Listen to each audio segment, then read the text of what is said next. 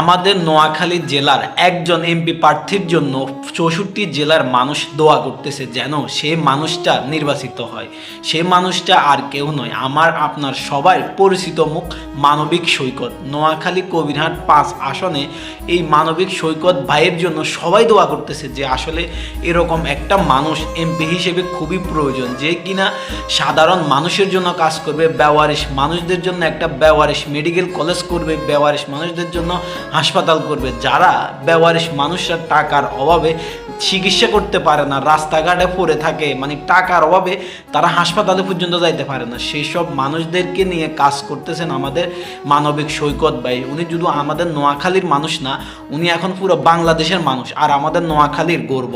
তো আমি বলতে চাই আমাদের নোয়াখালী কবিরহাটের মানুষজনকে যে ভাই আপনারা সবাই যাকে ইচ্ছা তাকে ভোট দেন, বাট এই একটা আসনে এমপি জামাত বিএমপি কাউকে বিবেচনা না করে এই মানবিক মানুষটার কথা চিন্তা করে, তার কার্যকলাপগুলো চিন্তা করে তাকে আপনারা একটা মাত্র ভোট দেন। উনি এটা পর্যন্ত বলছে যে কসম কেটে বলছে যে এমপি সাহেবের বেতন হচ্ছে 1.5 লক্ষ টাকা। বলতেছে আমি আল্লাহর কসম কেটে বলছি আমি একটা টাকাও খাবো না, এই 1.5 লক্ষ টাকা প্রত্যেকটা মাসের বেতন আমি আমাদের কোম্পানিগঞ্জ কবিরহাটে প্রত্যেকটা অসহায় নিরীহ মানুষের মাঝে বিলিয়ে দিব। তাহলে চিন্তা করেন যে মানুষটা কোরআনের কসম কেটে পর্যন্ত মানুষকে আশ্বাস দিচ্ছে যে আমি একটা টাকাও খাবো না, সব টাকা মানুষের মাঝে বিতরণ করে দিব। তাহলে সে মানুষটা কি কখনো অন্যায় কাজ করতে পারে? সে মানুষটা কি কখনো সাধারণ মানুষদের উপকার না করে থাকতে পারবে? সে আগে থেকেই উপকার করে আসতেছে। তো আমি সবার কাছে অনুরোধ করব যে আপনারা সবাই এই একটা বারের জন্য, প্রথমবারের জন্য তাকে একটা ভোট দিয়ে জয়যুক্ত করে দেখুন